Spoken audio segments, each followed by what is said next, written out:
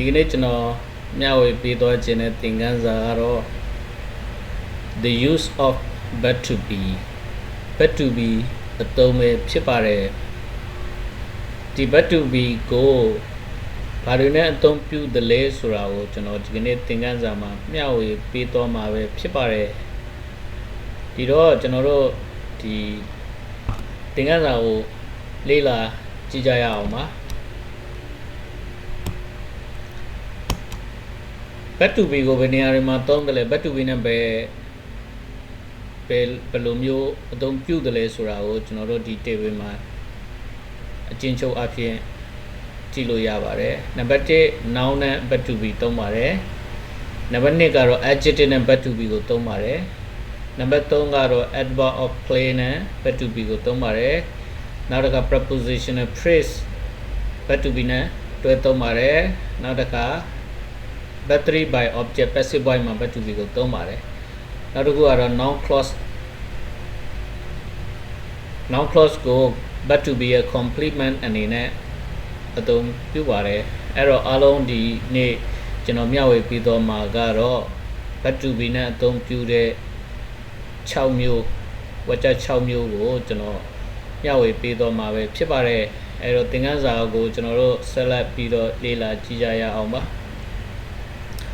but to be ကို noun နဲ့ဘယ်လိုအသုံးပြုသလဲဆိုတာကိုကျွန်တော်တို့တစ်ချက်ကြည့်ကြရအောင်ပါနံပါတ်1 Mr. Brown is a doctor Mr. Brown ဒီဆရာဝန်တယောက်ဖြစ်သည်ဒီနေရာမှာ a doctor ဆိုတဲ့ noun နဲ့ but to be ကိုအသုံးပြုထားတာဖြစ်ပါတယ်နောက်နမူနာဝါကျတစ်ခု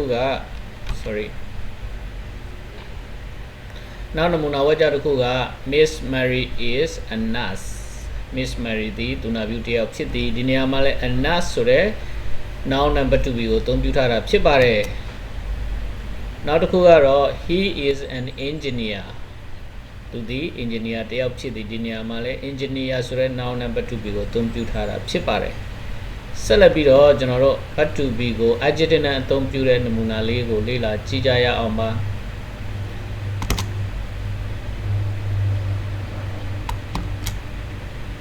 Mr. Brown is fat Mr. Brown ဒီ what ဒီနေရာမှာ Mr. Brown ကို fat ဆိုတဲ့ adjective နဲ့တွဲသုံးထားတဲ့အတွက်သူက but to be used with adjective ဖြစ်ပါတယ် but to be ကို adjective နဲ့အသုံးပြုခြင်းဖြစ်ပါတယ်နောက်ဒုတိယဝါကျတစ်ခုကတော့ Miss Mary is beautiful ဒီနေရာမှာ but to be ကို beautiful ဆိုတဲ့ adjective နဲ့တွဲသုံးထားတဲ့ Miss Mary ဒီရှောမောလှပသောမိန်းကလေးတစ်ယောက်ဖြစ်သည်ရှောမောလှပသည်ဆိုတဲ့အဓိပ္ပာယ်ဖြစ်ပါတယ်နံပါတ်3ကတော့ he is poor သူသည်ဆင်းရဲသည်ဆိုတဲ့ poor ဆိုတဲ့ adjective ကို but to be နဲ့အသုံးပြုထားတာဖြစ်ပါတယ်နောက်တစ်ခုကတော့ they were happy သူတို့ဒီပျော်ရွှင်ခဲ့ကြသည်ဆိုတဲ့ happy ဆိုတဲ့ adjective ကို but to be နဲ့အသုံးပြုထားတာဖြစ်ပါတယ်ဒါကတော့ but to be နဲ့ adjective အသုံးပြုတဲ့နမူနာလေးပဲဖြစ်ပါတယ်ဆက်လက်ပြီးတော့ but to be ကို adverb of place နဲ့အသုံးပြုတာကိုကျွန်တော်တို့လေ့လာကြည့်ကြရအောင်ပါ My house is here His house is there Doors are everywhereဆိုတော့ဒီနေရာမှာ here there everywhere ဆိုတဲ့ adverb of place နဲ့ but to be အသုံးပြုထားတဲ့နမူနာပဲဖြစ်ပါတယ်ကျွန်တော်တို့နောက်တစ်ခု prepositional phrase နဲ့ but to be ကိုအသုံးပြုတာလေးကိုဆက်ပြီးတော့လေ့လာကြည့်ကြရအောင်ပါ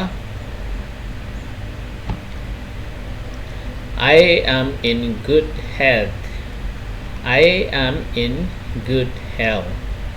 in good health ဒီ prepositional phrase ဖြစ်ပါတယ်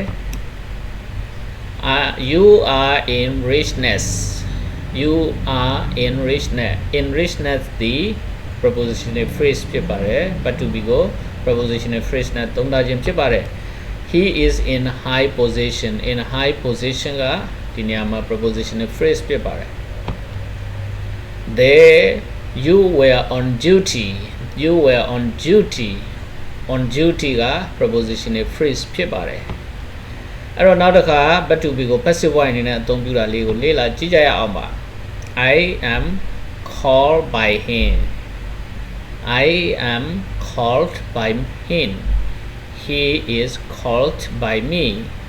He is called by me they are seen by her the boys are seen by me ဒါကတော့ but to be ကို passive voice အနေနဲ့အသုံးပြုထားတာပဲဖြစ်ပါတယ်နောက်ဆုံးတစ်ခုကတော့ noun clause နဲ့ but to be အသုံးပြုပုံဖြစ်ပါတယ် this is what I like this is what I like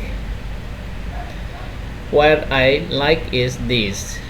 noun clause ကို object နေရာမှာအသုံးပြုတယ် noun clause ကို subject နေရာမှာအသုံးပြုပြီးတော့မှ but to be နဲ့တွဲသုံးတယ်ဆိုတဲ့နမူနာလေးပဲဖြစ်ပါတယ် this is what I like ကျွန်တော်ကြိုက်တော့ဒီအရာသည်ကျွန်တော်ကြိုက်တဲ့အရာဖြစ်သည်ကျွန်တော်ကြိုက်တဲ့အရာဒီကဒီအရာပဲဖြစ်တယ်ဆိုတော့ subject နေရာမှာလည်းသုံးလို့ရသလို object နေရာမှာလည်းသုံးလို့ရပါတယ် noun clause ကိုနောက်တော့က telling a lie is what I hate မူသားပြောခြင်းသည်ကျွန်တော်မုန်းတဲ့အရာဖြစ်သည် what I hate is telling a lie ကျွန်တော်မုန်းတဲ့အရာသည်မူသားပြောခြင်းပဲဖြစ်သည်ဆိုတော့ဒီ noun clause ကို subject နေရာမှာရော object နေရာမှာရောနှစ်ခုလုံးမှာသုံးလို့ရတယ်ဆိုတာကို but to be နဲ့တွဲပြီးတော့noun clause ကို subject နေရာမှာလည်းသုံးပြုလို့ရသလို object နေရာမှာလည်းသုံးရတယ်ဆိုတဲ့နမူနာလေးကိုကျွန်တော်တို့ဒီနေ့လေ့လာခဲ့ရတာဖြစ်ပါတယ်ဆိုတော့ဒီကနေ့သင်ခန်းစာကတော့ဒီလောက်ပါပဲတခြားအခါခွင့်သိတဲ့အခါမှာလည်းဒီလိုသင်ခန်းစာလေးတွေကိုကျွန်တော်မျှဝေပေးသွားမှာပဲဖြစ်ပါတယ်ကြည့်ရှုပေးကြတဲ့အတွက်အားလုံးကိုကျေးဇူးတင်ပါတယ်